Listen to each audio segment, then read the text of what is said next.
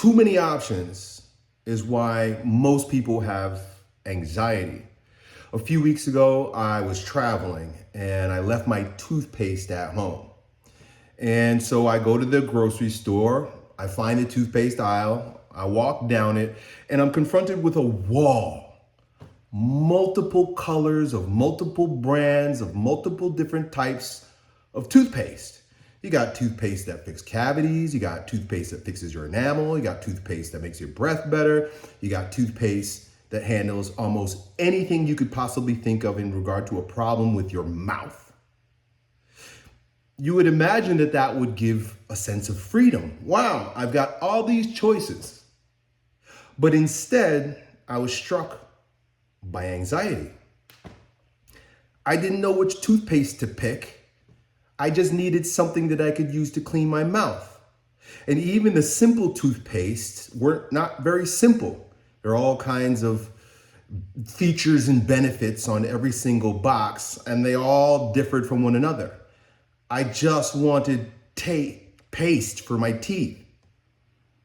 And I ended up spending at least 5 minutes, maybe 10 minutes, picking them up, looking at them, trying to figure out. And then I've got like 2 in my hand and I'm not sure which one is going to be better. Then I start looking at prices. Too many options, the opposite of freedom. I felt like I was trapped in this toothpaste hell. I began noticing that too many options create anxiety for me when it came to clothing to wear many years ago. As you may have noticed, I typically wear pretty much the exact same thing in every video. For years, I only wore this color. I just had this color and I have like 20 shirts like this, tank tops, and I got like 20 shirts like this, same color, that are full shirts, full t-shirts.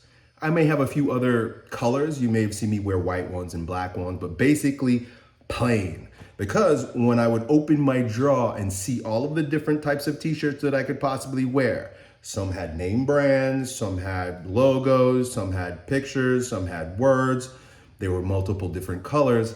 I'm struck with paralysis by analysis for what to freaking put on my body. And in a way, it's not a small option. It's not a small decision because the clothes that you wear says something about who you are. If you see a guy wearing a cop uniform, a policeman uniform, well, then you're going to address him a different way than someone who's wearing a suit, three-piece suit. One friend said to me many years ago that I dress the way I want to be addressed. So it's not about the dress, it's not about the clothes, it's not about the many, many, many options. It's about what's important to you. And it's so easy to lose sight of what's actually important to you if you've got too many different options. We see this in terms of dating, perhaps, right? Like you got a lot of options in terms of women. Well, this one's tall, this one's short, this one's got big boobs, this one's got nice legs. This one is friendly and funny and cool to hang out with, but this one has pretty eyes and lips. And you don't know which one to choose because you don't know what you value.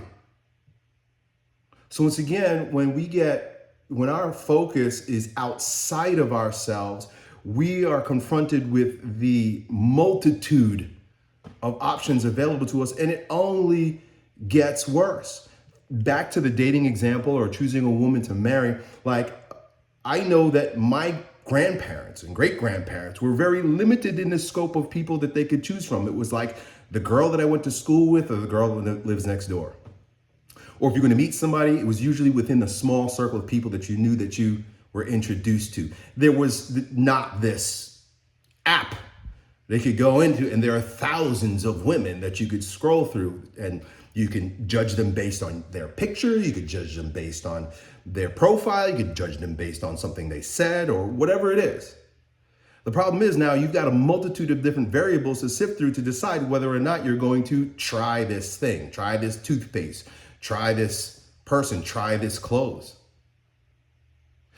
I've been on YouTube since 2007, like when YouTube first began.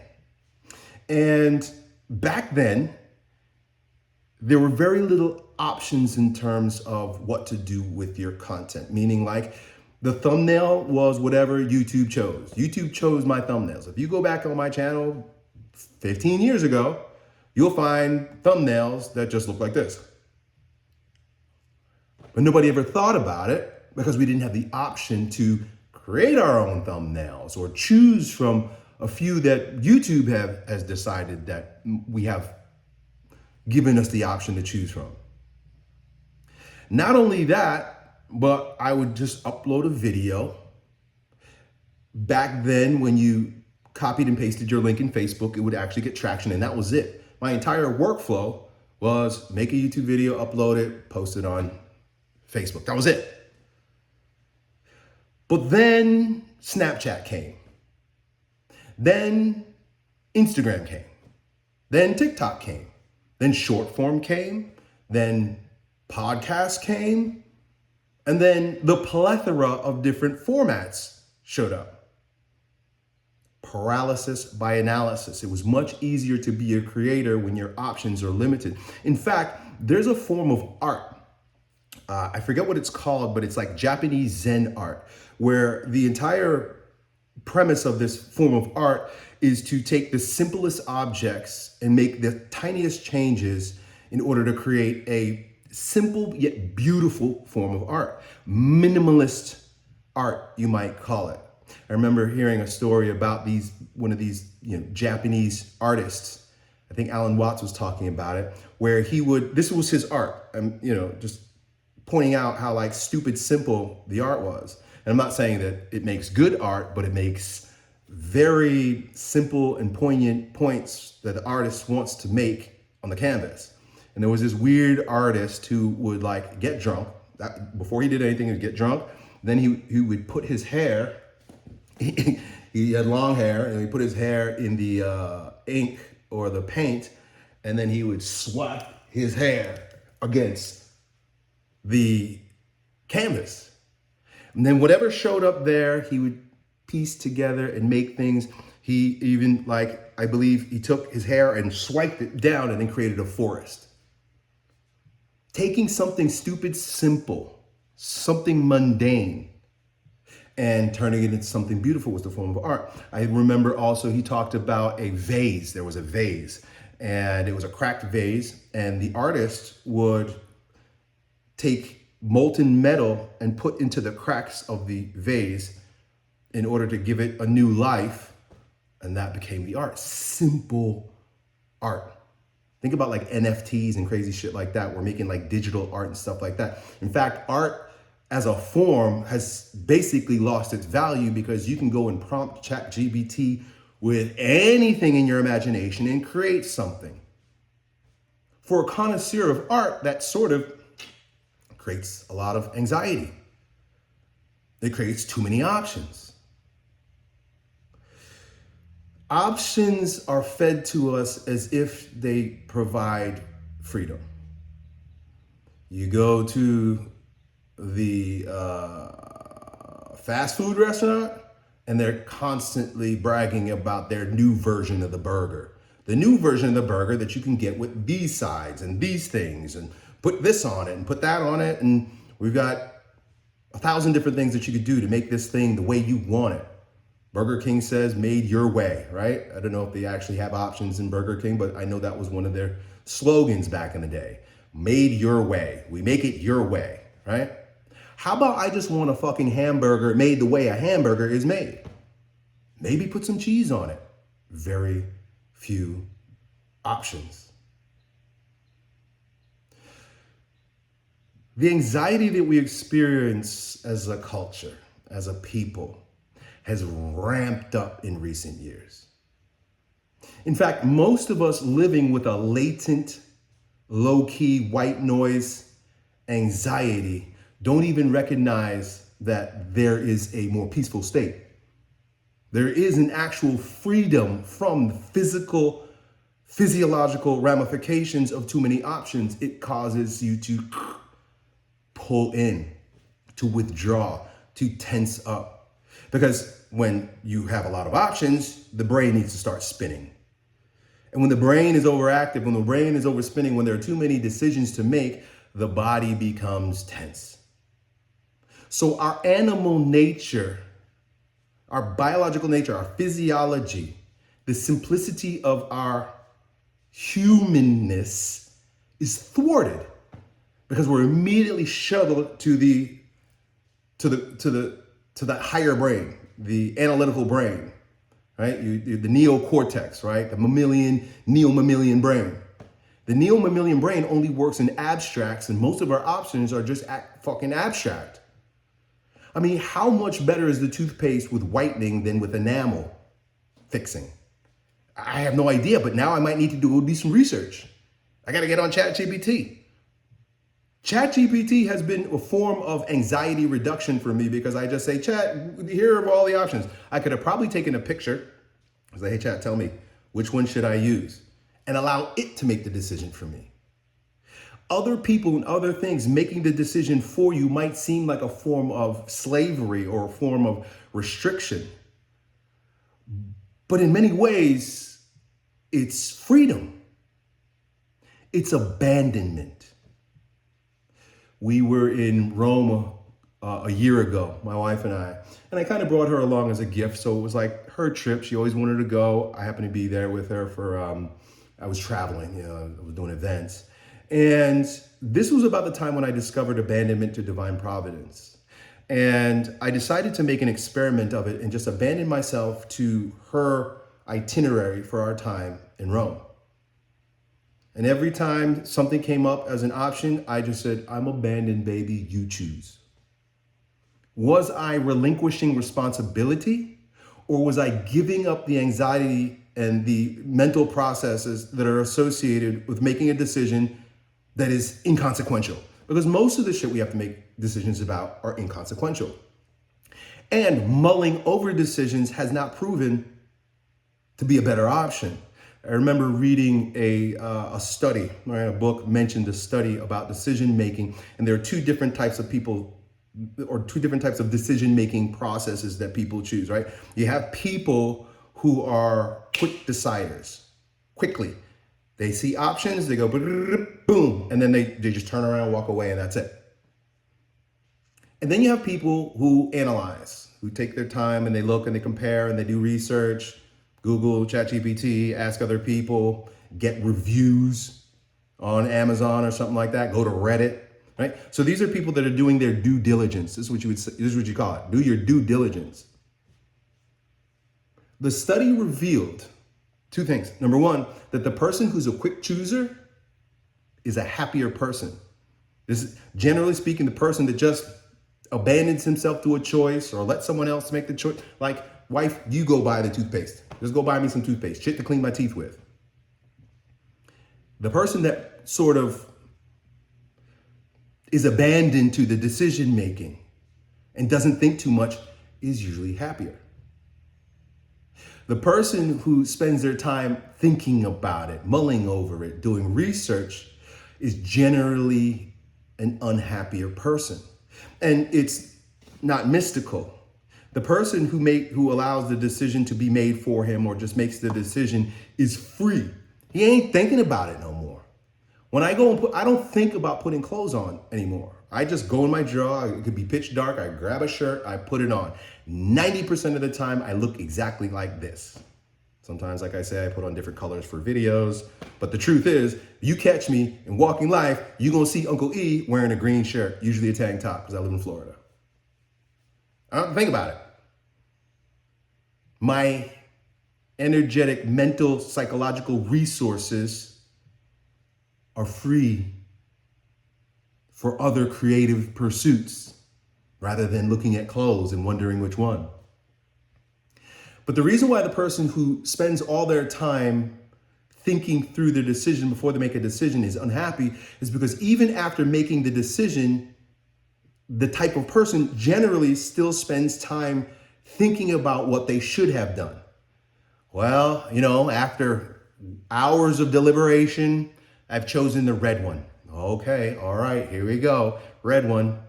And then when they choose the red one, they say, man, I've just limited myself and excluded the green and the blue one. The green one might still be nice too, but damn, I made this red one. And so they regret their decision. The person who spends time making decisions usually regrets their decision more so than the person who's abandoned to whatever shows up, whatever decision is presented to him. The internet didn't exist when I was a young professional, like just coming out of high school, just coming out of college. Like the internet as we know it today was very, very rudimentary, very, very simple. It didn't have all of the apps and all of the platforms and all of the different ways and means by which you can dig in and research and do stuff.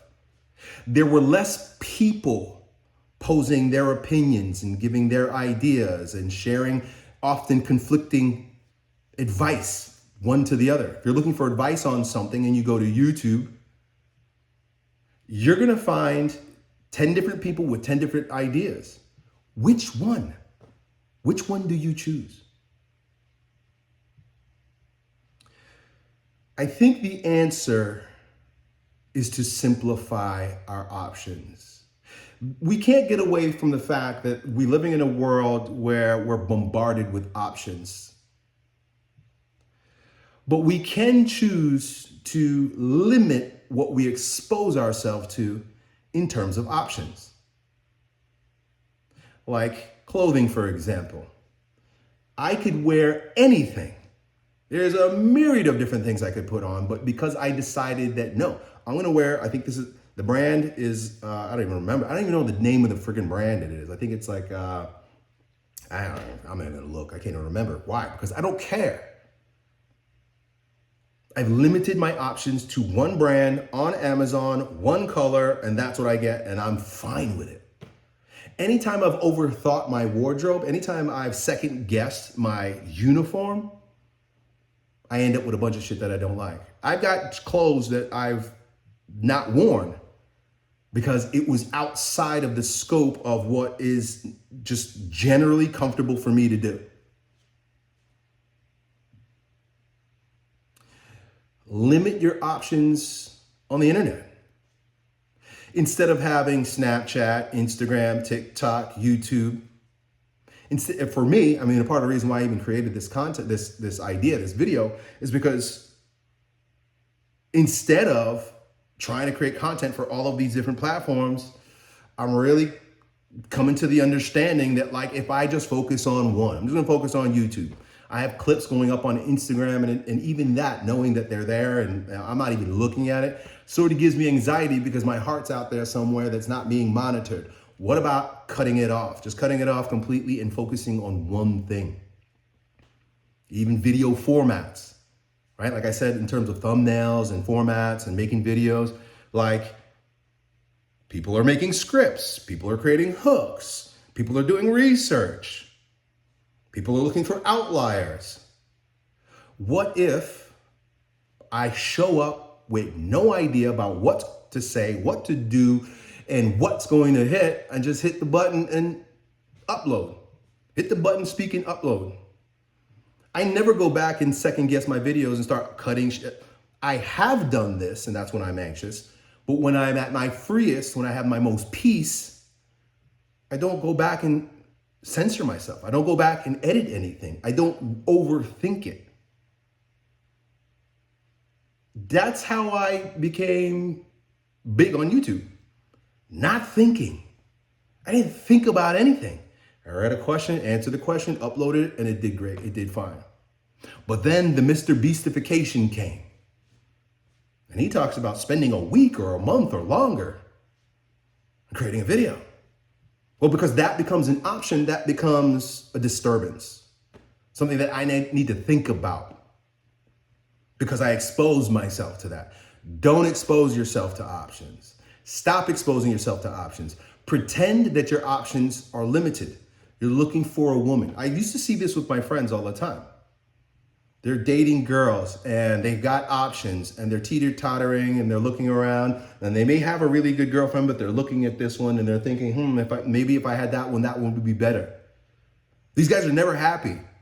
They've had multiple divorces. Why? Because too many options. And once you make a decision This is, and by the way, guys, I'm not saying this because I've got this stuff down pat, like I figured it out and like I'm doing it. Too many options. When you've got too many options, you get anxiety. There are too many pieces and variables.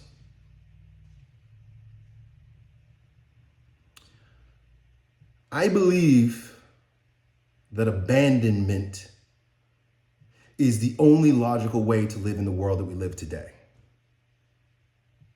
Abandonment means limiting options.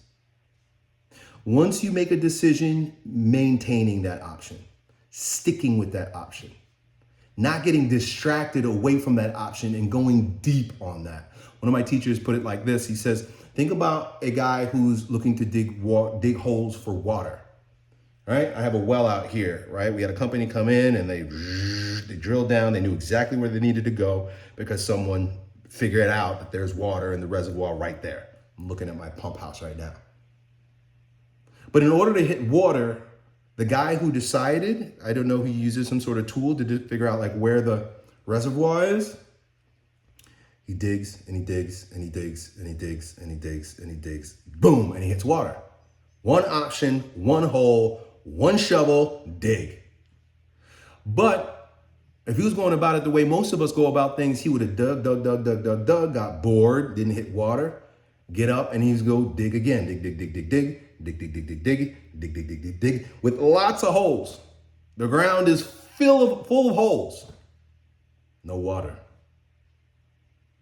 Choose once, go deep. Eliminate all of the options. Done.